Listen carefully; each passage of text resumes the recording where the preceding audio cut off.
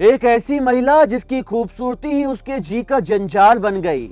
उसका हुनर, उसकी अदाकारी, उसकी कलाकारी, जिसके लाखों दीवाने हुआ करते थे, वो उस पर पैसे लुटाते थे, उसके नखरे झेलते थे। फिर एक दिन ऐसा हुआ कि उनमें आपस में हो गई लड़ाई, और लड़ाई के बाद तकरीबन 50,000 लोगों की मौत का इल्जाम लगा इस महिला पर कि इसकी वजह से 50,000 से ज्यादा लोग मर गए हैं। और साथियों, वैसे तो इस इल्जाम का कोई भी सबूत नहीं था, कोई भी सुराग नहीं था, सारी बातें थी हवा हवाई। लेकिन क्या किया जाए, ये इल्जाम लगाया था एक पूरे देश ने, उस देश की सरकार ने, पुलिस ने और आर्मी ने।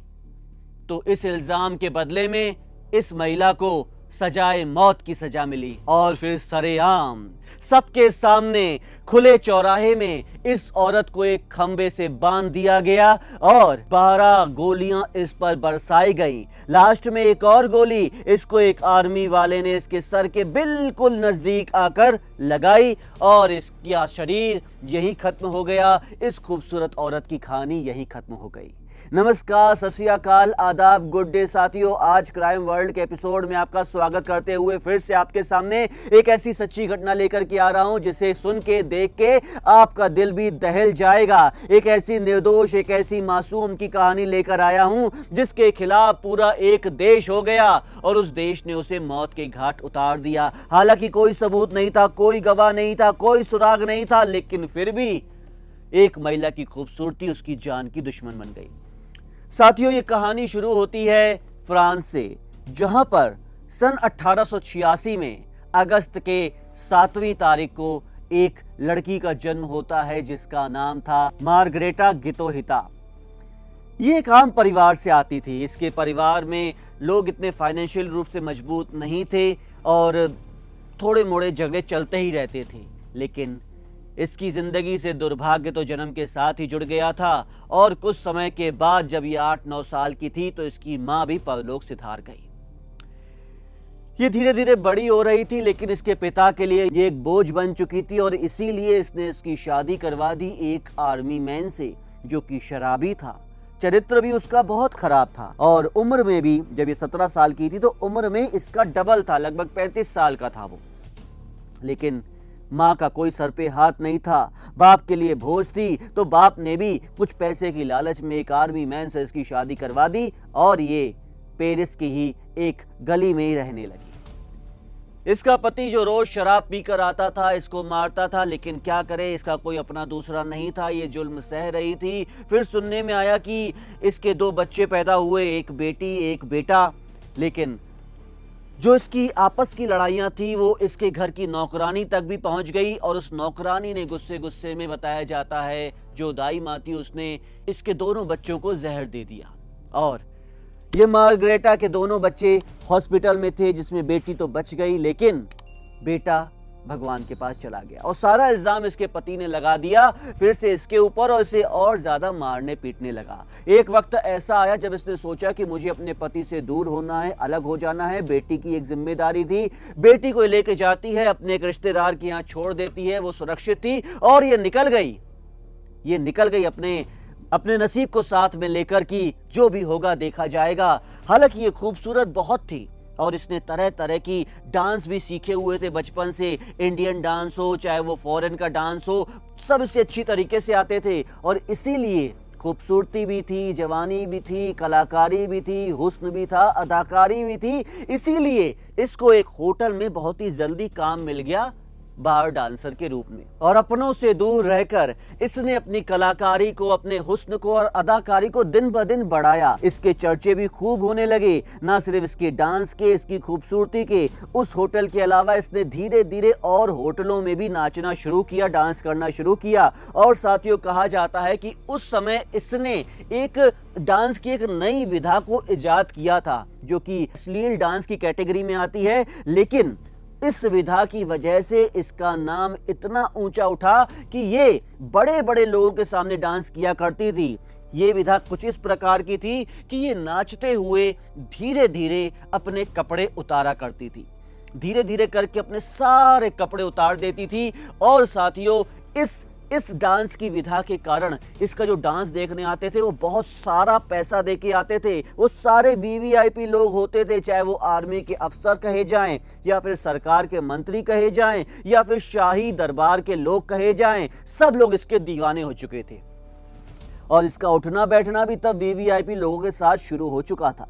लेकिन साथियों, अब आता है इसकी जिंदगी का दुर्भाग्य का दूसरा पन्ना।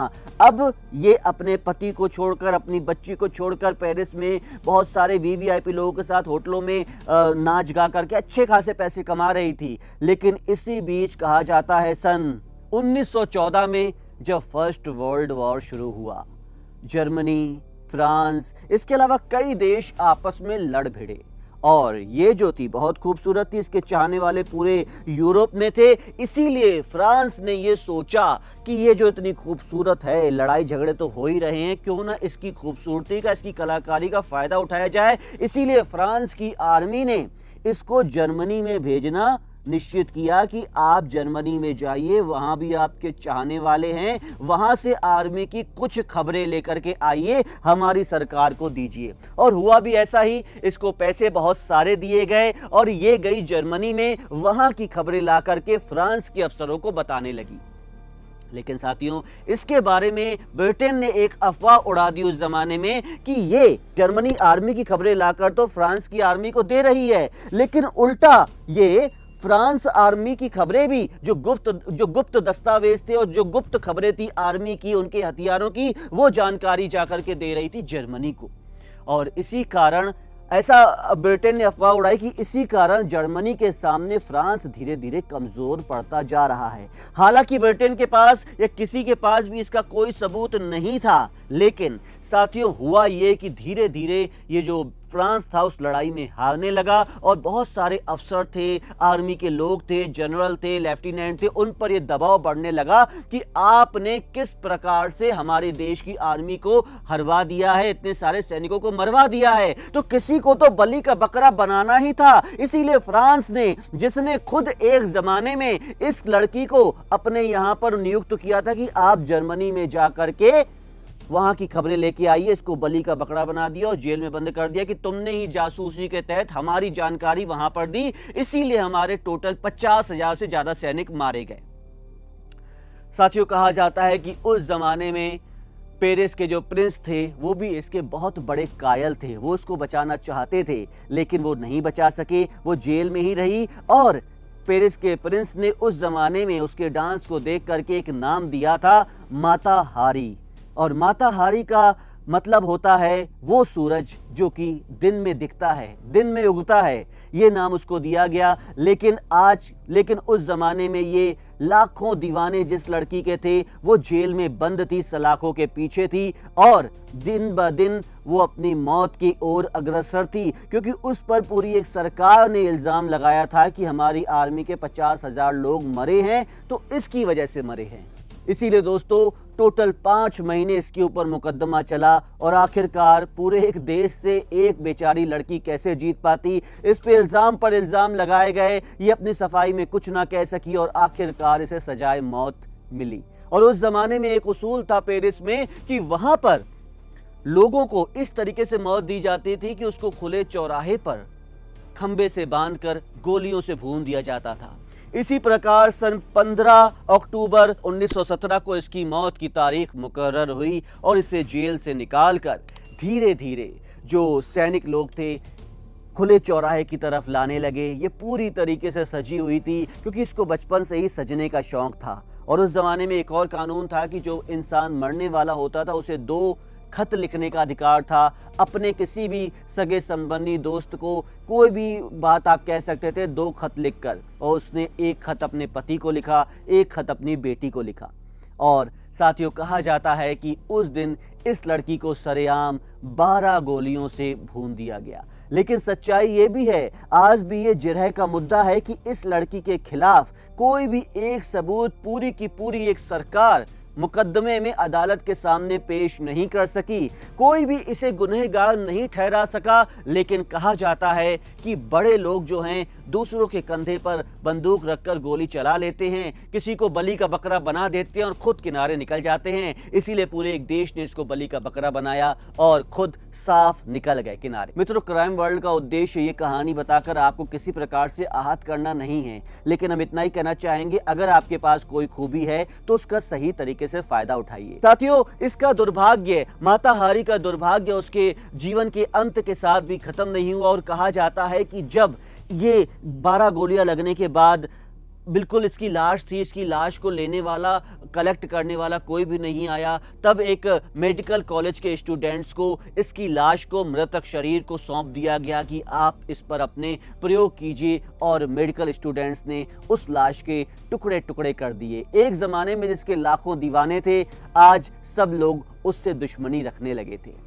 साथियों, उम्मीद करता हूं कि आपको आज की ये प्रस्तुति पसंद आई होगी। अगर अच्छी लगी हो तो लाइक व शेयर का बटन जरूर दबाइएगा, और अगर अभी तक आपने हमारे चैनल को सब्सक्राइब ना किया है तो अभी कर लीजिएगा। अगली बार फिर किसी नई सच्ची घटना के साथ आपके सामने रूबरू होऊंगा। तब तक के लिए नमस्कार।